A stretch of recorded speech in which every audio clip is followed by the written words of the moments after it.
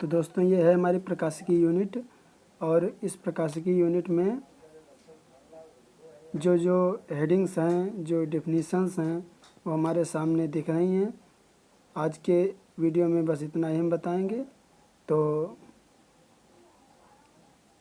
तो इसमें जो कि जैसा कि वीडियो में हम बता चुके पहले भी कि प्रकाश किसे कहते हैं, प्रकाश क्या होता है, इसके बारे में आपको बताएंगे।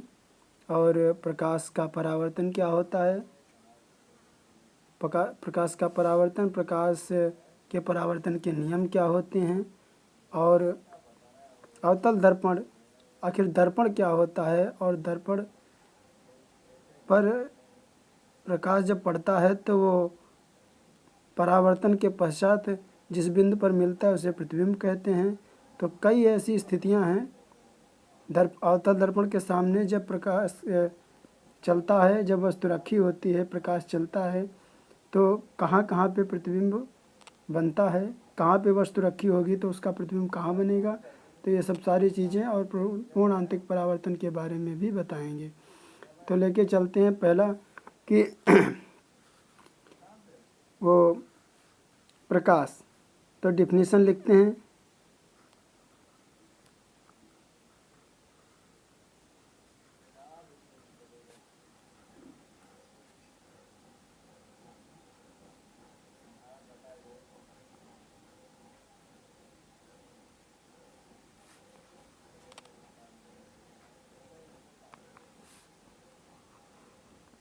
डेफिनेशन ऑफ लाइट, प्रकाश की क्या डेफिनेशन है, किसे आप प्रकाश कहेंगे। तो जैसा कि दोस्तों आप भी सोच रहे होंगे कि प्रकाश क्या चीज़ है, आखिर इसे कैसे डिफाइन करें कि प्रकाश क्या चीज़ है। तो प्रकाश एक ऐसी तरंग है, प्रकाश एक ऐसी तरंग है जो वस्तु पे पड़ती है तो परावर्तन के पश्चात वो वस्तु हमें स्पष्ट दिखाई देने लगती है। उस वस्तु का प्रतिबिंब हमारी आँखों पे बनने लगता है, बन जाता है। तो हमें प्रकाश की डिफिनीशन मालूम हो गई है। जैसा कि हमने बताया,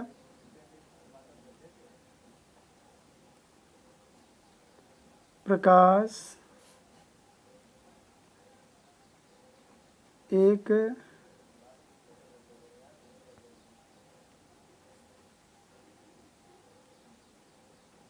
ऐसी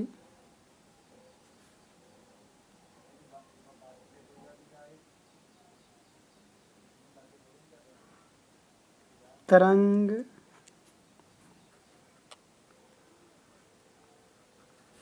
है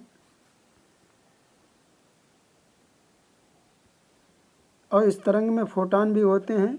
जो फोटॉन ऊर्जा के कण होते हैं। तो तरंग है, और ब्रैकेट में लिख सकते हैं प्रकाश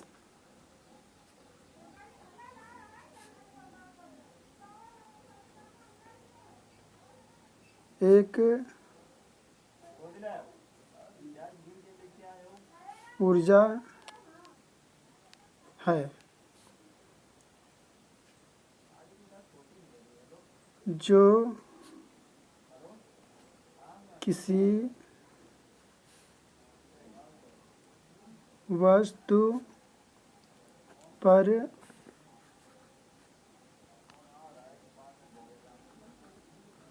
पड़ती है तो उस वस्तु से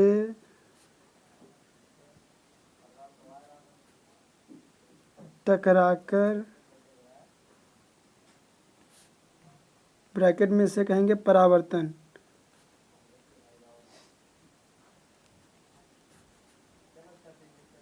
जब हमारी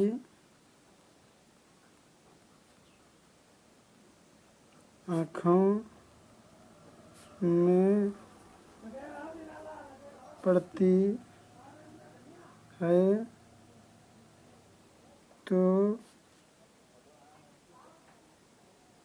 वह वस्तु हमें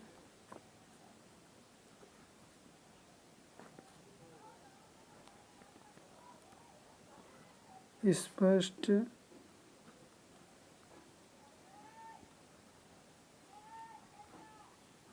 दिखाई देने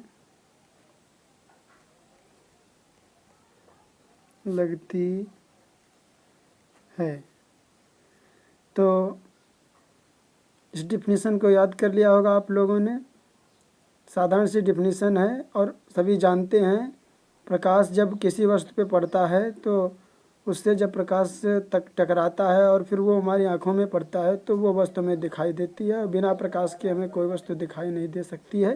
तो प्रकाश की डिफिनीसन आप लोग जान गए होंगे। तो उम्मीद करते हैं कि आपको समझ में आ रहा होगा। और फिर इसके बाद में लेके चलते हैं दूसरी हेडिंग, जैसे कि प्रकाश का परावर्तन। तो यहाँ पे हम लिख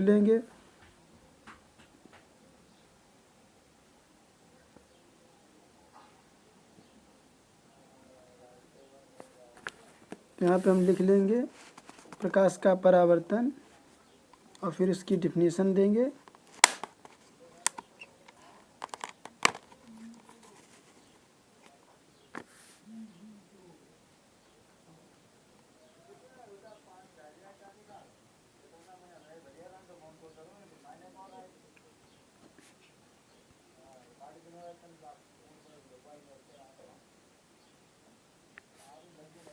जिसको इंग्लिश में कहते हैं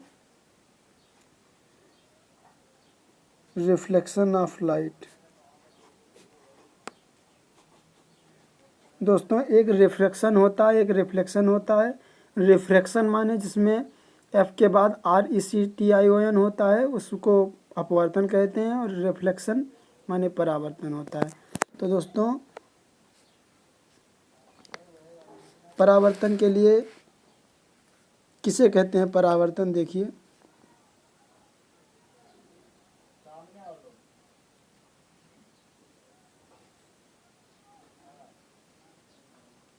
जैसे कि ये कोई एक पृष्ठ है और इसके एक भाग पे कलई है।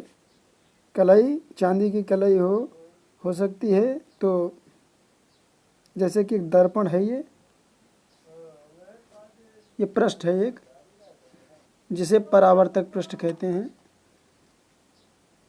जिससे प्रकाश टकरा के वापस लौटता है और इस पर एक अभिलंब खींचा जाता है। अभिलंब खींच गया है दोस्तों। तो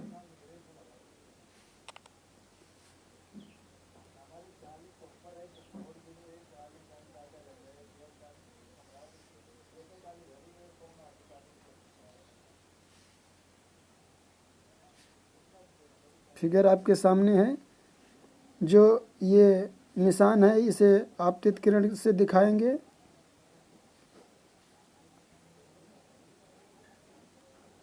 और इसे परावर्तित किरण दिखा लेंगे।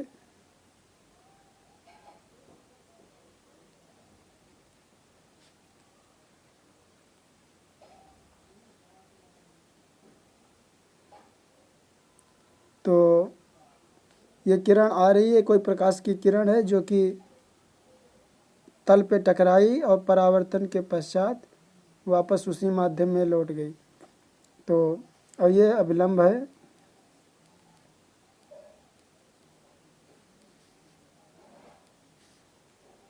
ये आपतन कोण आई है, ये अपवर्तन कोण आर है। तो डिफिनीशन क्या बन गई?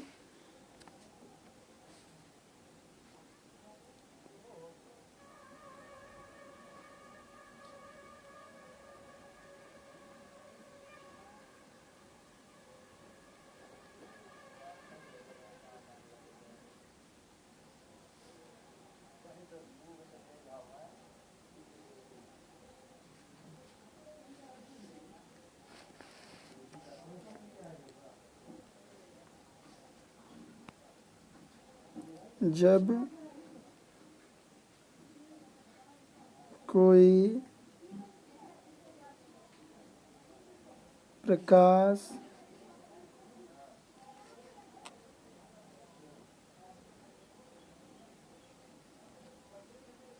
किरण किसी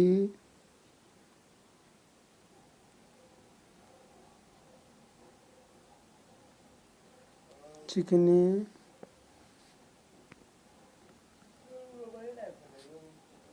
तल से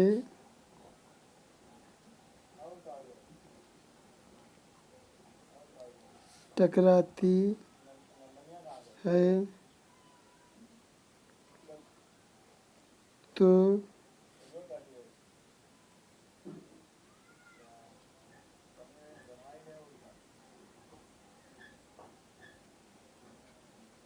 टकराने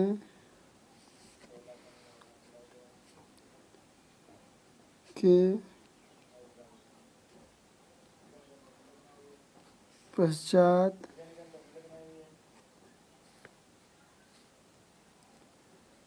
वह उसी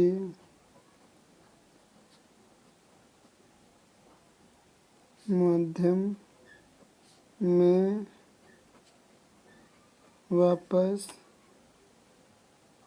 लौट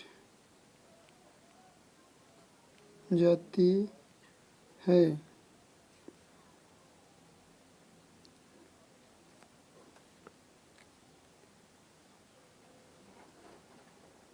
इसी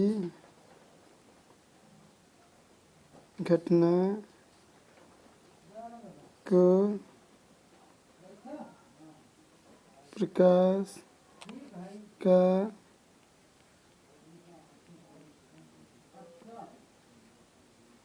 परावर्तन कहते हैं। इसी को प्रकाश का परावर्तन कहते हैं।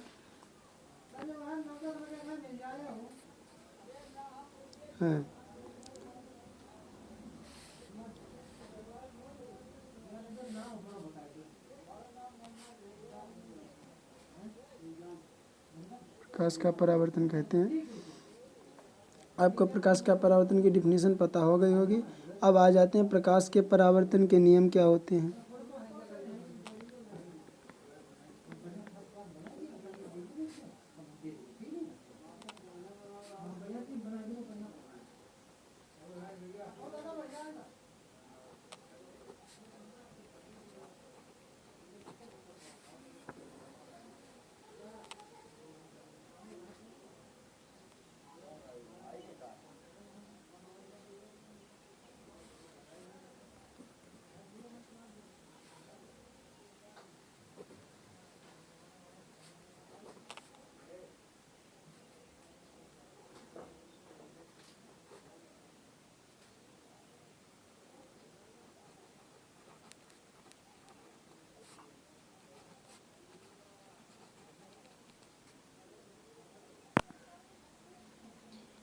जैसा कि लिख दिया है, the laws of reflection of light. अब परावर्तन के कुछ नियम होते हैं, दो नियम होते हैं। उसके दो नियम में पहला नियम है जो कि लिखा है आपतित किरण, परावर्तित किरण। ये लेके चलते हैं आपको। ये देखो आपतित किरण है, ये परावर्तित किरण है। और जैसे कि लिखा है इसमें देखिए, आपतन बिंदु पर अभिलंब